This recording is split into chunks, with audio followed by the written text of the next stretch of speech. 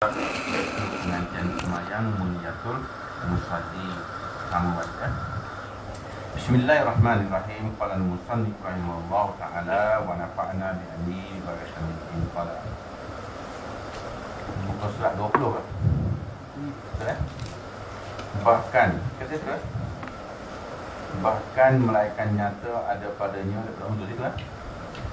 Jadi kita sama balik berkenaan dengan sembahyang berjamaah. Sembahyang berjamaah, sembahyang fardu berjamaah.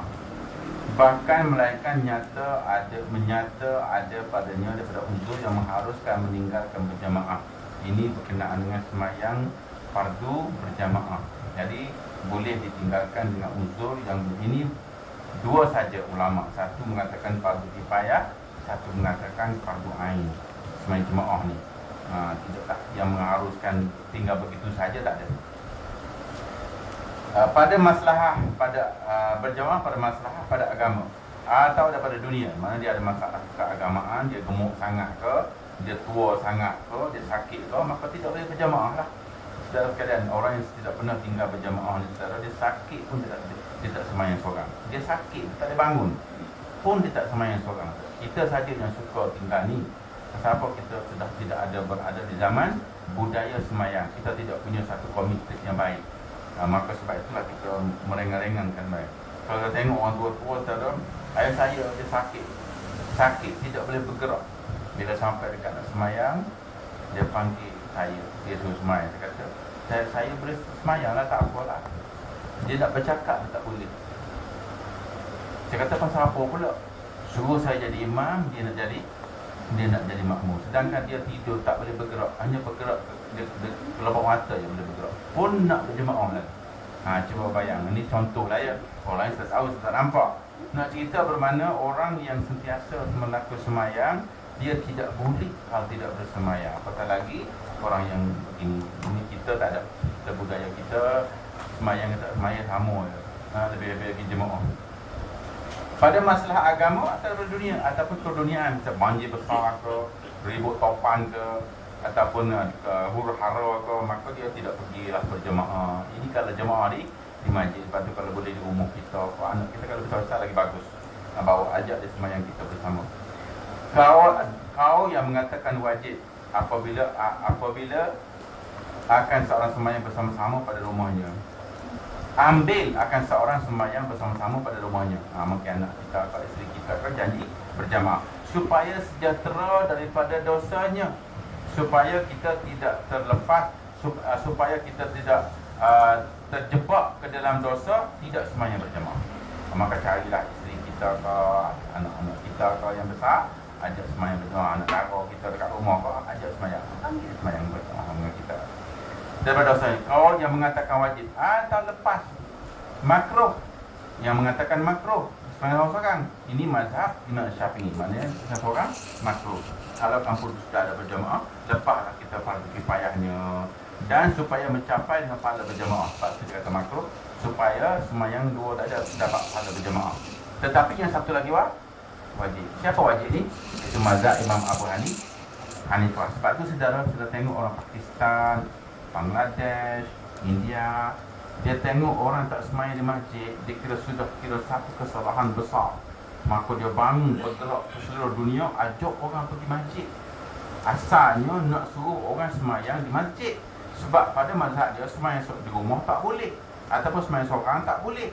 Maka dia bangun satu kumpulan, pergi ketuk pintu rumah orang supaya pergi masjid. Maka kita letak nama dakwah Rasulullah.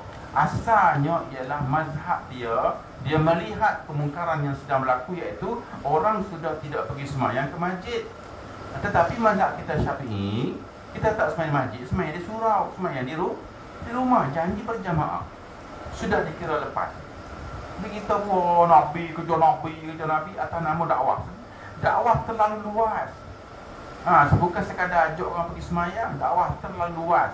Termasuk ajak anak baca Quran, itu kira dakwah lah. Ajak anak fardu ain, ajak isteri fardu ain, itu dakwah lah. Dakwah terlalu luas. Bukan ketuk itu pergi ajak sembahyang masjid saja, terlalu luas. Ajak orang menghafal hadis dan Al-Quran, ajak orang belajar fardu ain, ajak orang belajar tasawuf, mahirkan bidang agama, tutup aurat, itu semua fardu ain. Itu dakwah. seluruh ajaran Nabi, Al-Quran dan hadis, maka itu semua di dalamnya adalah dakwah. Jadi kita tukar tajuk, nampaklah macam kita bersalah. Kita tak masuk tak boleh bersalah sebab kita pergi letak di situ. Asalnya ialah sekalian, mazhab Hambali dan mazhab Hanafi, dia tidak boleh sembahyang sendiri. Sebab tu kita tengok Bangladesh, Pakistan, dia duduk lautan mana pun dia keluar sembahyang masjid. Sebab apa? Sebab dia kena pergi masjid. Sebab tu tengok masjid penuh Bangla dengan Pakistan. Sebab dia kena sembahyang masjid. Dia kena sembahyang berjemaah. Di satu tempat kampung saya, dia buat masjid suku.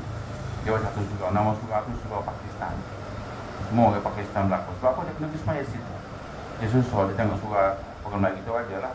Kalau surau-surau kat paling-paling tinggi mari Malaysia adalah tu email tu bila tu siok. Kalau Johor asal memang tak ada orang tutup itu. Kita boleh main luar. Dia terus jaduh main luar. Majid dengan surat terus jaduh luar.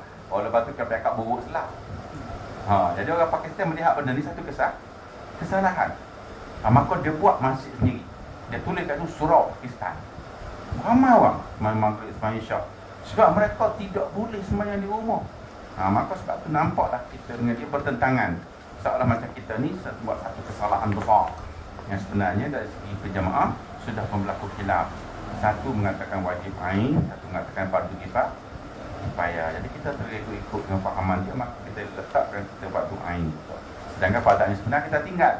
Belajar fardu ain kita tinggal, belajar Quran baca fardu ain kita tinggal, belajar kitab fardu ain kita tinggal. Pergi kejar apa yang berjamaah yang fardu ain mengikut mazhab Abu Hanifah. Situ duduk. Supaya sudah jelas ya, kita perbezaan kita banyak. Di antara perbezaan kita paling besar, orang lain belajar semayang siang malam. Kita belajar bagaimana semayang kita jadi khusyuk. Kita advance one step ahead. Bukan sekat nak belajar semayang atau begini, wuduk begini tu dia, lepas tu Allahuakbar, surga. Begitu.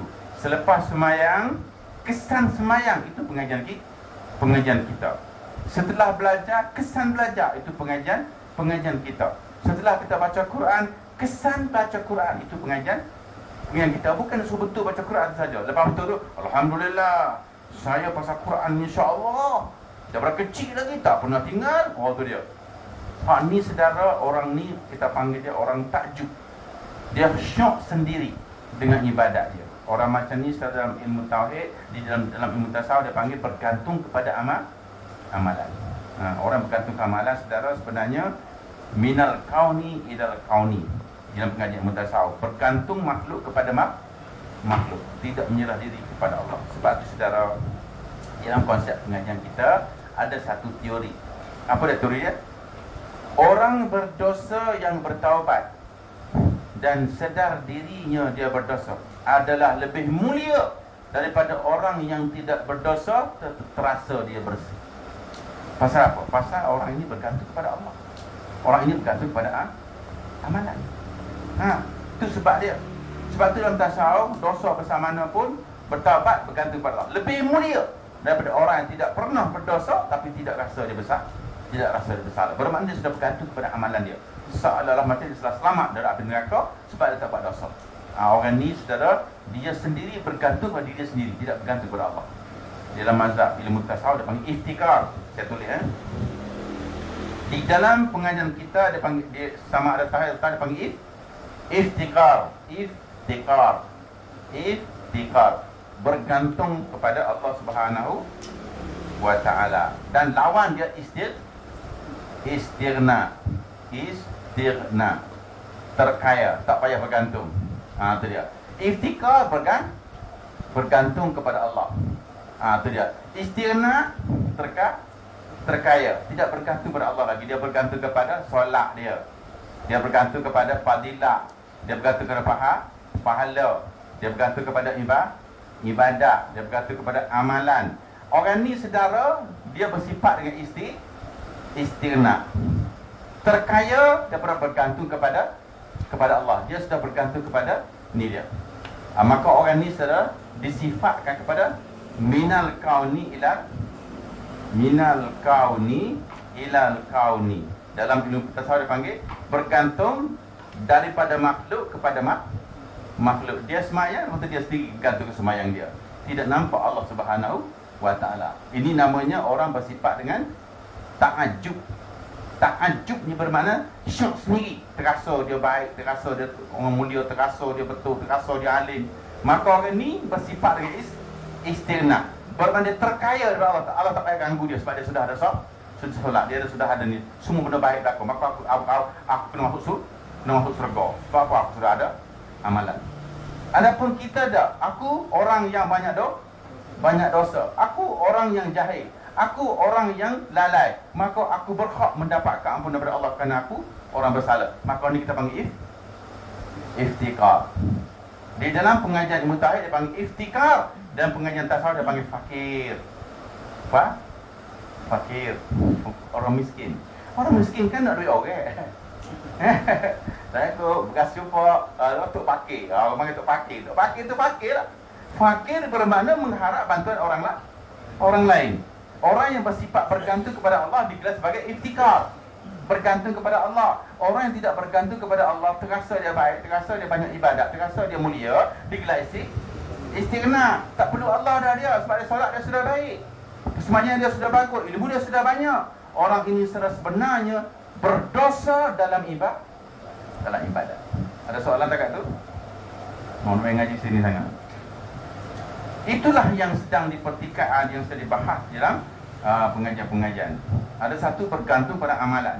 Sedangkan amalan ini adalah satu kewajipan, bukan penyelesaian. Saudara, okey, contoh ya. Saudara pergi hospital, doktor bagi ubat tak? Bagi ubat tu semayang nama dia. Tujuan ubat tu apa? Tujuan ubat tu untuk mengubati penyakit. Kalau kita makan ubat, sakit tak siap, bermakna tak ada kerja lah. Sekiranya kita sudah solat tetapi tidak boleh meninggalkan maksiat, tidak boleh berakhlak mulia, bermakna solat tadi tidak berguna. Okey, saya tulis ayat Quran pula. Kalau tidak tulis saya khoyak. Tak usuk banyak khoyak mengajar rektor kata dia. Dah ada jahil sekali orang itu. Orang satu masa saudara, ada satu orang wakil parlimen, nama dia Zulkifli Muhammad. Dia wakil parlimen, maksud dia termasuk lah. Kemudian panggil dia parliamentary, bijak. Dalam parlimen dia paling bijak sekali. Apa syair dia? Dia kata, lukuk tepi gatal, bukan sanggup cari gutu. Orang takut dengan perasaan dapat tunggu kata atu. Dia tak kerti sekau tunggu atu. Dia tak tahu, dia tengok kita mengaji, pakai jubah kita, kamu sesak selalu. Muka dia ingat atu. Dia ingat atu. Kalau kita pergi kat Petronas isi minyak pakai jubah putih, tengok orang macam tu lah dia ada. Tapi kalau jumpa orang pakai bebek, nampak kok tetek, nampak bulu berapi tu, itu okey, alright. Pasal apa? Pasal nampak tunggu kata hantu. Itulah kedudukan ilmu tasawuf sekarang. Baik, apa yang saya bagi tahu ialah semayang. Tujuan semayang ialah inna solata tanha anil fahsya wal munkar. Ini semayang. Sesungguhnya solat tanha, menghapuskan, menghalang, menentang, mengiriskan dosa besar dan dosa kecil. Bermakna kalau tidak pulih, dosa besar kekal, dosa kecil kekal, bermakna dia tidak solat sudah tidak berguna lagi. Mungkin solat dia Tuhan tidak terima, atau solat dia tidak berguna lagi pada tak sah mungkin, atau solat dia tidak menjadi kesan kepada dia. Macam makan ubat tadi juga. Makan ubat tapi tetap tak siau tak. Doktor cek pagi temperature 48 darjah Celsius. Demam tak tu, cuma tak temperature tinggi sikit. Demam tidak kata. Doktor perut bagi Panadol 2 butir. Tak sia juga bagi antibiotik 2 butir. Tak sia juga masuk air 20 botol. Tak sia juga organik apa agak.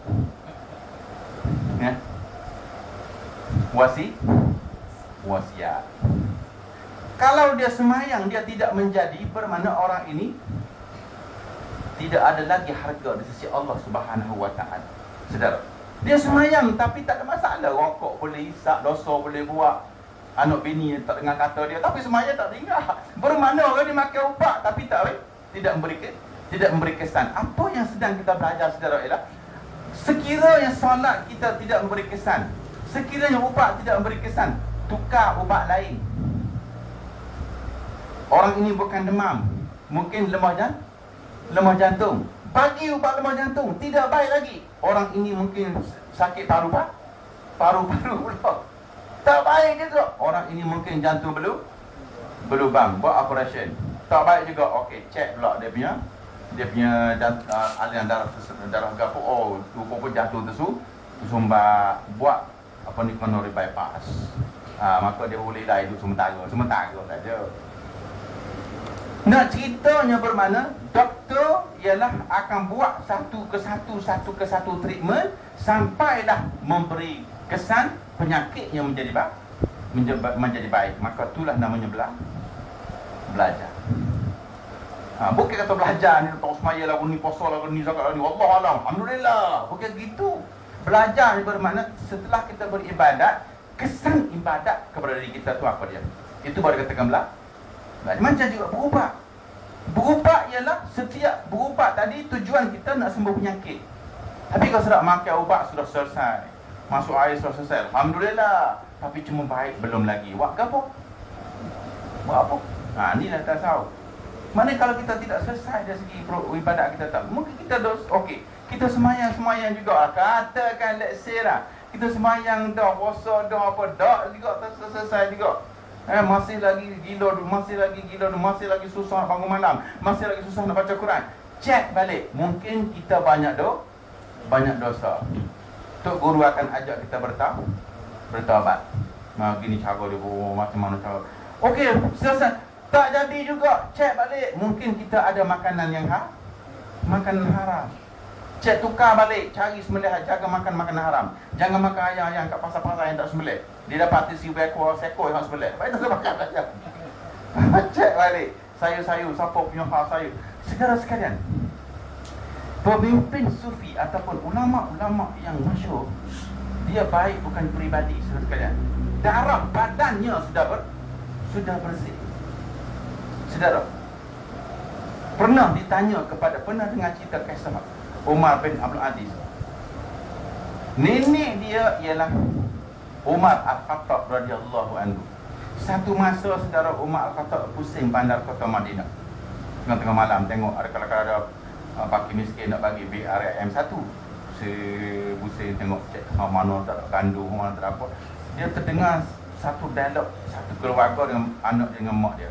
Mak dia kata, nak besok kita nak jual apa? Daging susu kambing, mak. Susu kambing dah tak banyak, mak. Besok mak dia kata apa? Tak ada hal, tak banyak pun, campur dengan air sikit, campur dengan sejuk sikit. Okey lah, lagi lah, lepas lah lagi. Mak dia kata anak dia kata tak boleh, mak. Nanti Umar tahu teruk kita kena. Mak dia kata, mana ada Umar malam-malam ni? Umar dengar. Walaupun Umar tak ada, mak, Allah nampak. Anak dia kata. Jadi Umar dengar dialog ni, Umar pun ambil ranting kayu, pangkah kat depan. Tanda rumah siapa ni. Masa tu dia tak ada lah blok 50 kopi, bestari 2 apa, tak ada. Tanda pangkah itu, besok dia pergi, wahai anakku, aku nak pergi pinang anak makcik. Aku nak menjadikan dia sebagai isterimu. Ni anak budak ni. Maka lahirlah anak zuriat inilah, saudara sekalian, lahirnya Umar Abdul Aziz. Begitu juga Amr Khalid Jailani. Begitu juga Imam Sayuti. Begitu juga Imam Syafi'i. Imam Syafi'i, saudara, ditanya kepada maknya bagaimana cara dia didik dia. Mak dia kata, aku tak kahwin 40 tahun lagi, aku dah didik anak aku. Mak dia tak nikah, dia didik dia. Tu dia. Maknanya, saudara sekalian, benih dia benih mulia. Sudah bersuci sejak darah tadi. Ni dah. Assalamualaikum, saya tuan-tuan. Malam ni kita akan mendengar satu ceramah dari ustaz yang termasyhur, yang tersohor di zaman ini. Jemput dengan segala hormatnya. Marilah Ustaz Al-Sohur tadi. Apa ceramah dia? Tuan-tuan dan puan-puan, saya umur 30, saya penari, saudara. Dan umur 20 tahun saya ketua pemuzik. Dan saya ialah pemain gitar utama. Macam mana jadi ulama ni?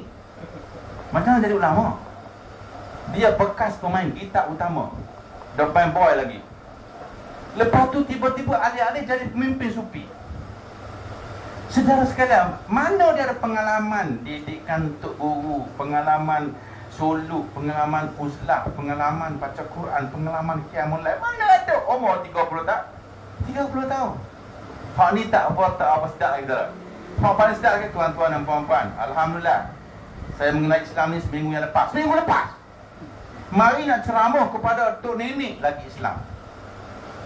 Saudara, ini tidak boleh berlaku. Yang mendidik kita ialah mesti orang yang sudah berjaya. Nak jadi kaya, sudah tanya orang kaya. Nak jadi orang cantik, tanya orang cantik. Sedari makan apa? Saya tengok mulut kulit lembut, yang macam kita film Thailand je. Dia bercerita, saya makan berat pulut pagi, petang, siang, malam. Oh gitu. Ni tak nak tanya bagaimana kulit jadi cantik, kita tanya orang asli. Begitu juga kita tanya bagaimana ustaz jadi macam supi. Apa nak cakap sebab dia tak ada didikan tu? Dia tak ada didikan tu. Saudara sekalian, tanyalah orang yang cerita, tanya dia makan apa. Dia bercerita dia makan salad. Orang tu dia tak makan nasi dah. Pokok ni dia tak makan nasi ni berbuah kunyit tak makan. Macam kita ni burger apa semua tak membujur letak patah, dia tak ada. Air sejuk tak makan. Pisang masak tak makan. Sambal belacan tak makan. Kita tak ada sambal, kita cari je tak. Lada pokok tu habis lagi. Dia jaga. Sebab apa? Nak jaga suara dia, nak jaga rupa dia. Begitu juga orang sufi, saudara. Dia jaga segala-gala ibadat dia, makanan dia, perangai dia, mata dia, lidah dia, saudara. Dia jaga segala. Hatta rumah dia, kita nak cari sebiji buku majalah yang ada gambar bogel, tidak ada. Supaya dia bawa dan didik orang lain. Ini pergi rumah Tok Guru Sufi, atas meja ada majalah filem. Pusing belah kiri, majalah gila-gila. Atas almari dia batu api. Lepas tu tengok jauh sikit, tu dia filem-filem blockbuster yang popular di Amerika. Duduk atas almari. Lepas tu malam pergi mengajar orang, ajak bertakwa kepada Allah. Ni pun sama lah. Gambar dia tu dia ni pemain gitar utama, penyanyi utama. Tiba-tiba mari orang didik bersufi, didik kepada Allah Subhanahu wa taala. Tidak begitu saja, bukan begitu. Tok guru saya nama dia Abdul Rahman bin Sulaiman. Bapa dia orang panggil Tok Leban Slembi. Orang paling baik di kampung itu. Kalau Tok Leban zaman dulu saudara tarak ulama sekarang. Dia sebut Tok Leban zaman dulu saudara tarak ulama sekarang. Dia punya kualiti dia. Bapak saudara saya saudara kampung orang biasa pun ada kita baca surah apa pun. Bismillahirrahmanirrahim. La uqsimu biyaumil qiyamah wa la uqsimu bin nafsil la. Allah. Baca surah apa pun kita salah dah tahu. Kerja pun orang kita.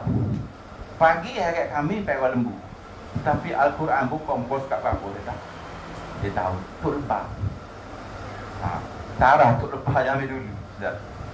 Nak cerita kita ulama sekarang waduh tukang ala nasrah. Jadi salah bukan begitu ya. Jangan salah faham sejak agama.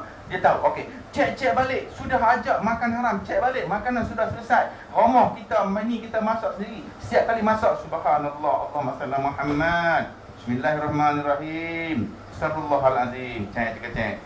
Makan. Pun tak jadi juga.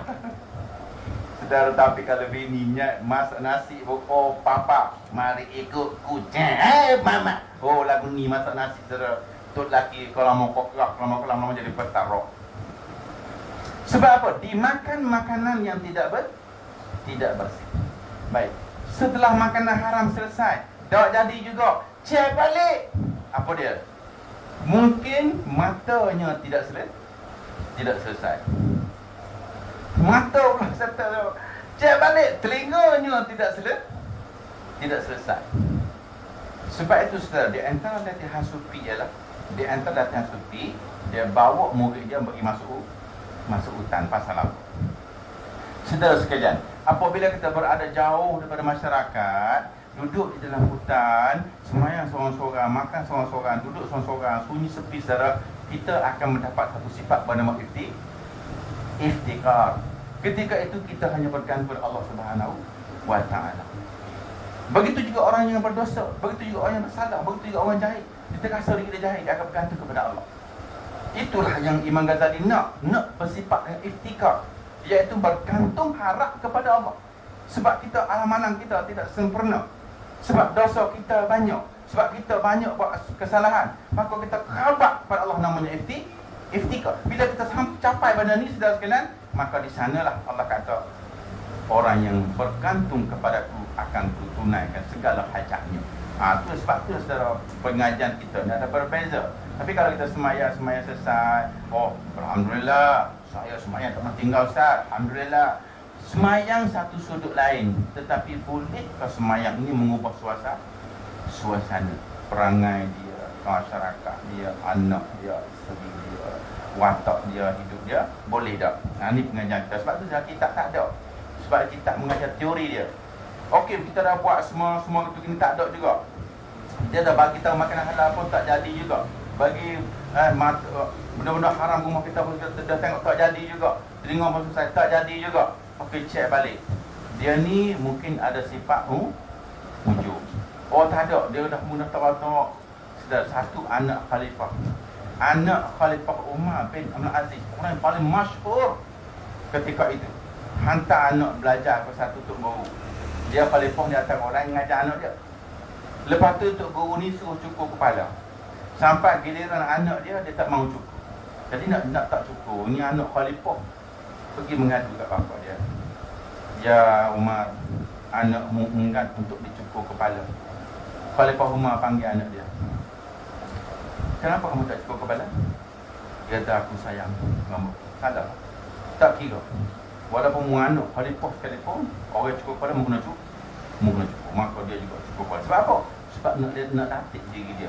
Nak latih diri dia supaya dididik oleh seorang guru. Maka anak Umar bin Abdul Aziz pun terpaksa cukur kepala. Tok guru saya masuk kelas pagi saja.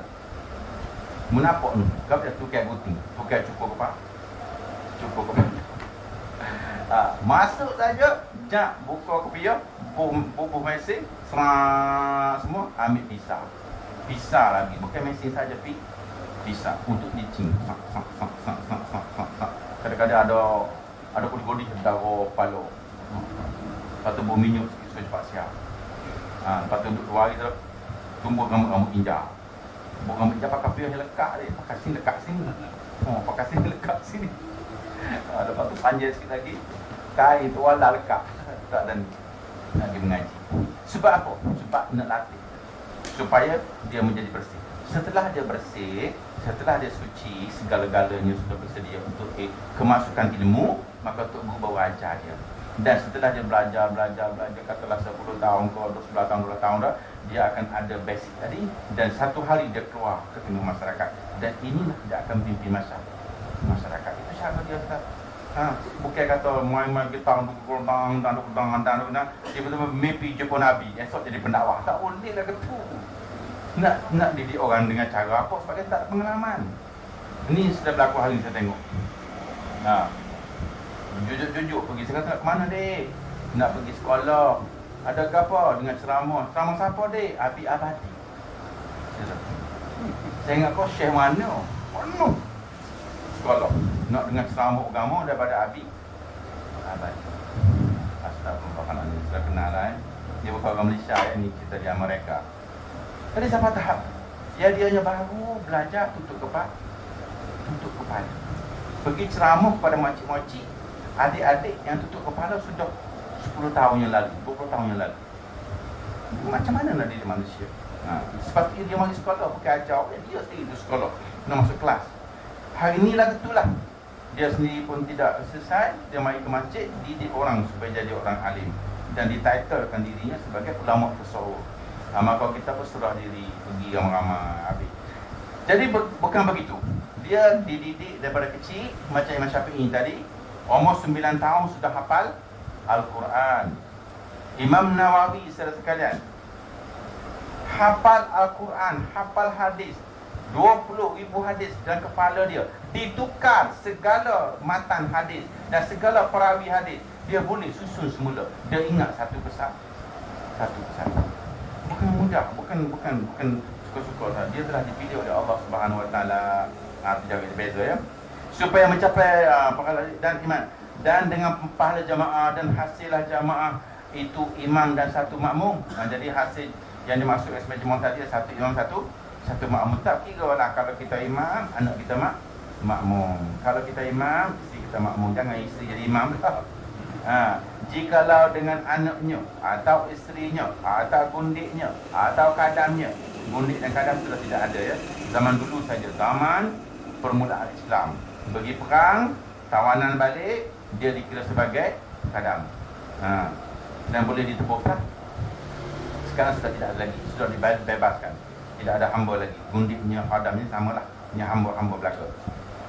Banyak tiap-tiap banyak jemaah, banyak abdal. Makin ramai makin baik, makin ramai makin baiklah. Dan banyak pahalanya kan. Diberi pahala dengan sebilang-bilang orang yang bersama-sama. Ya, pahala ni 10 kalau 10 kalau 100 1000. Kira banyak mana orang semaya tadi. Pahala tadi nisbah kepada pahala tadi. Dan bertambah lapanya. Banyak orang lagi banyak abdal, lagi bagus. Sembahyangnya istimewa jikalau imam itu orang soleh. Lebih-lebih lagi andai kata imam itu imam yang baik, maka lebih-lebih lagi lah berkat sembahyang itu. Dan ahli khair, mana orang baik. Ahli khair bermakna orang yang sentiasa berbuat baik. Bukan kaki judi, bukan orang fasik, bukan kaki mengumpat, bukan kaki mencaci maki. Tak ada, dia ahli khair. Dan solah pun sama lah. Orang yang sentiasa solah ni orang baik. Bila kamu tu pergi, awak kenal mamak ke? Mamak mana? Alah mamak tu yang selalu pergi surat. Oh, tu terbang mamak ke? Tak, orang semua kenal dia. Bila sebut mamak saja orang kenal. Tidak pernah berbohong, tidak pernah melakukan dosa-dosa besar, tidak pernah kena orang. Itu nama orang soleh. Itu nama soleh. Dan lagi disebut beberapa hadis bahawasanya tiap-tiap langkah yang dilangkahkan pada hambanya, padanya berjalan menuntut berjamaah, pahala yang amat besar. Ini dari segi semai jemaah lagi. Nak pergi semai jemaah tadi dikira kalau jauh, langkah tu dikira. Tapi jangan kita nak suruh pahala banyak, orang jauh. Saya dah cari lakuh nak banyak nak ambil pahala lakuh tu. Bukan gitu saudara.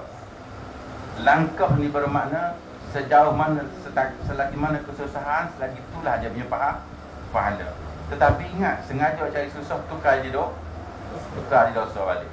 Rumah dekat duduk jauh, so dapat pahala. Dia berdosa balik, bawa cari susah. Cari susah.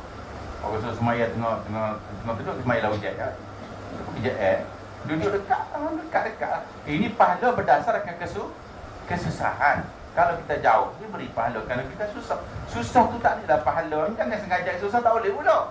Jangan pula, nak cari lakuh baik ni, baik tu di SJ. Banyak je pahala. Kalau kita dah baik, dia dibentung. Lagi banyak pahala. Nak main subuh ni turun asam mari. Bukan gitu, pahala ni berdasarkan ketika kita bergerak mengalami kesusahan. Mungkin kesusahan jalan bukit buka, mungkin rumah kita jauh, begitu. Bukan kita sengaja kita jauh, kalau kita main dekat, pahala sama. Pahala diberi berdasarkan kesungguhan kita tadi, berusaha untuk pergi berjemaah tadi. Begitu. Bukan kata berdasarkan langkah, tidak, kesungguhan. Kalau duduk jauh, dekat sapa pun tak ada kerja kok. Dan lagi disebut langkah-langkah hamba berjalan menuntut pahala yang amat besar di surat 10 kebajikan dan dihapuskan 10 kejahatan dan yang menanti sembahyang kemudian daripada sembahyang. Ni orang tua-tua panggil tunggu sejadah. Duduk maghrib tunggu sampai esok. Tu dia. Bukan ni sembahyang dekat-dekat. Ataupun 10 minit subuh dia sudah duduk menunggu waktu solat. Sebagaimana kita buat ketika mana kita buat mukhayat 7 hari kan, 5 minit ke waktu kita sudah ada atas sejadah. Ini kita panggil dia menanti solat. Solat tetap sampai kita sudah tunggu dia. Maka hak ni diberi pahala yang terlalu besar. Dan setengah daripada mendatangkan dirinya kepada Allah, umpama sembahyang maghrib kemudian duduk menanti sembahyang isyak, menyertatilah. Menanti sembahyang tadi merupakan satu pahala yang amat besar. Dan latihan di tempat pelajar saya dulu macam itulah. 5 minit, 10 minit lagi diwajibkan semua pelajar berada di atas sejadah dan berzikir, menunggu waktu supaya berjalan kasih kita tadi latih.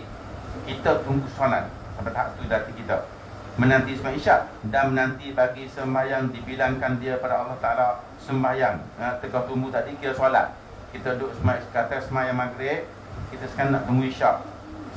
Pahala solat. Lepas tu belajar pula, pahala belajar, pahala pada ain, pahala etika pada masjid, berbagai-bagai pahala. Nak sampai kepada solat isyak tadi. Dan orang yang duduk sempat sembahyang sentiasa malaikat minta ampun baginya. Sebab tu saudara orang tua-tua lepas sembahyang, dia suka duduk atas sejadah. Selagi mana tidak tinggal sejadah tadi, selagi itulah malaikat meminta ampun baginya kepada Allah. Dan didoakan hingga berhadas. Dan sentiasa malaikat berdoa kepada Allah. Ya Tuhan aku, kesianlah kepada, ya Tuhan aku, sayangilah dia, ya Tuhan aku, apalah dosa dia. Selagi mana duduk atas tingkah sejadah tadi, selagi mana masih ada, masih ada, wuduk masih ada. Sebab tu orang tua-tua bila batal wuduk, ambil balik wuduk, naik balik. Tu kata. Atau selagi dia belum tidak berkata-kata. Lepas sembahyang tadi duduk situ, tidak berkata-kata perkataan yang tidak takluk pada kebajikan. Nidak kita duduk lepas sembahyang saja, Assalamualaikum. Nak tanya sikit. Baju ni saya apa? Saya tempat dia kecil besar. Sepatutnya lepas sembahyang depan balik tak apa, musalli, baju apa? Baju sembahyang berjemaah. Kira pahala. Didoa oleh malaikat ni kita tak lepas sembahyang saja. Baju nak buat dekat mana? Maka putus dapat pahala. Tak pasal-pasal kosong. Duduk atas tingkah jadah tapi tak dapat pahala. Orang panggil itik di air mati kehausan, ayah dikepuk mati kelaparan. Duduk atas jadah, bicara pasal sai baju, bicara pasal gelap, bicara pasal baju kuk, bicara pasal dunia. Habis. Pasal apa? Pasal tidak lagi didoa oleh malaikat. Sentiasa minta ampun malaikat kalau kita buat benda sebelum berhadas dan berkata-kata perkataan yang tidak takluk pada kebajikan. Dan demikian lagi setengah daripada pekerjaan. Ahmad Naisa ni apa? Isya apa?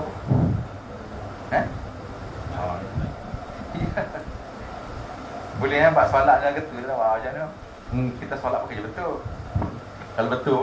Kalau betul solat kita betul, saudara sekalian, amat mudah. Kalau solat kita solat yang Allah terima, saudara akan rasa macam tahu tak pergi mancing? Pernah pergi mancing, kaki mancing kan? Saudara bila pernah dapat ikan, saudara gila mancing, kita akan terasa akan dapat walaupun tak dapat. Kita akan terasa macam dapat pun sampai esok orang boleh besar besar ni. Lepas tu naiklah seekor ikan, naik bro jatuh semula. Allah besar kata dia, padahalnya ikan jatuh tu kecil je. Allah besar kata dia, sisi apa turun. Tu dia. Esok pergi pula agak-agak. Dia pergi pula. Bila kita sembahyang diterima saudara, tandanya ialah kita akan konsisten buat ibadat. Kita akan konsisten berbuat ibadat. Kita konsisten mengaji, konsisten sembahyang, konsisten puasa, konsisten berbuat baik. Macam mancing tadi dah. Sama ada dapat tak dapat, kita jadi gila. Kita semua. Pasal apa? Ketika itu dadah mancing sudah masuk. Ketika itu dadah ibadat sudah meresap dalam jiwa kita. Itu tanda solat kita diterima oleh Allah Subhanahu wa Ta'ala. Kita akan berubah perangai kita, berubah pakaian kita, berubah keluarga kita, berubah cara berfikir kita. Itu tanda solat kita sudah mula menjadi pengaruh dalam jiwa kita. Macam mancing tadi juga. Bila kita sedih gila mancing, saudara, ada api lah. Lepas-lepas begah tak ada rumah, tahu dah. Dia mati juga. Akhir tak ada beli ikan kedapatan. Pasal apa? Pengaruh mancing sudah berlaku dalam diri. Pengaruh ibadat tadi sudah mula berlaku.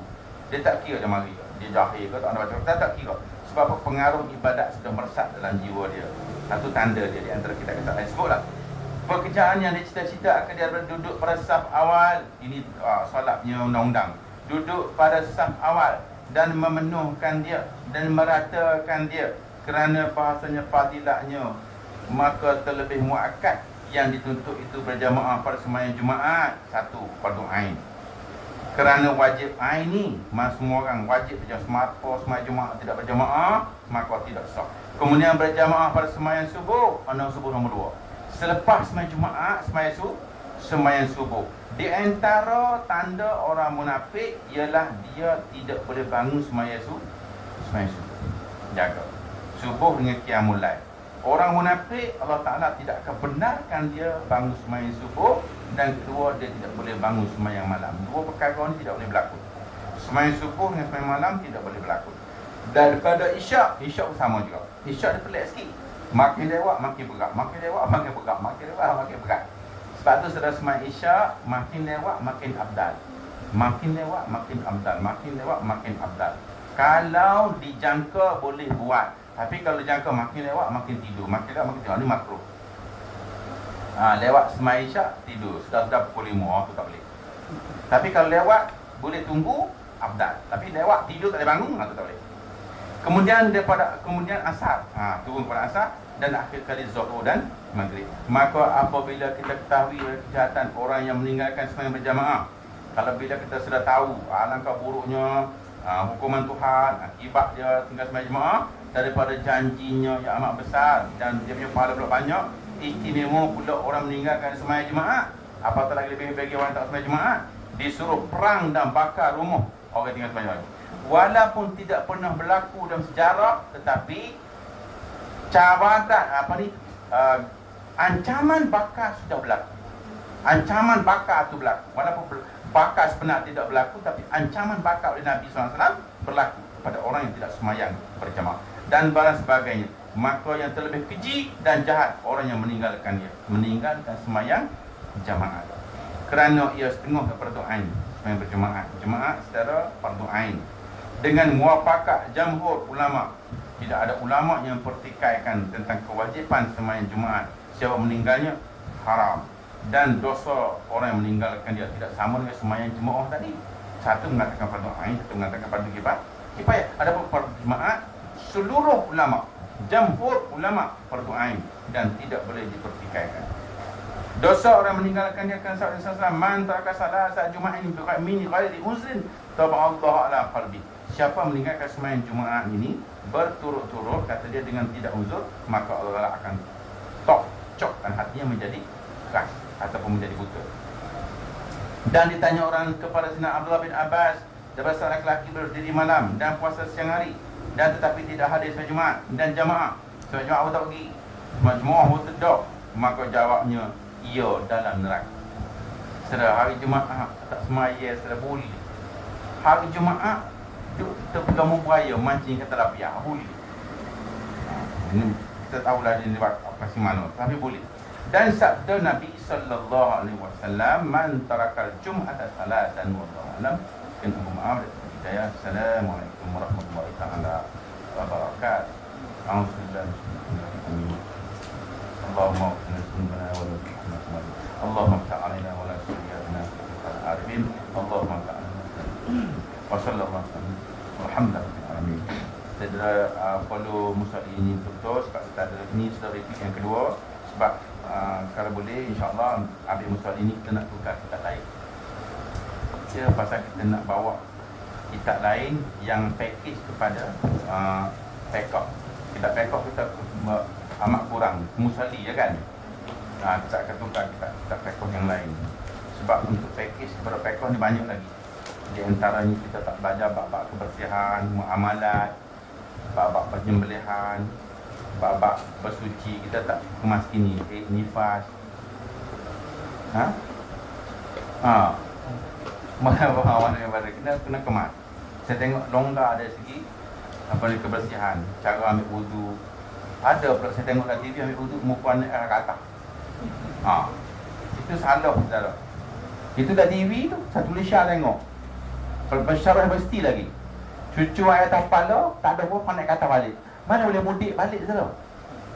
Mazhab Syafi'i mudik balik batal. Sebab air yang pertama tu mustakmal. Mustakmal saudara. Tapi ustaz ni orang pucuk ramah dia. Tak boleh. Tak boleh mudik kata, tak boleh. Air yang pertama hukum dia ustaz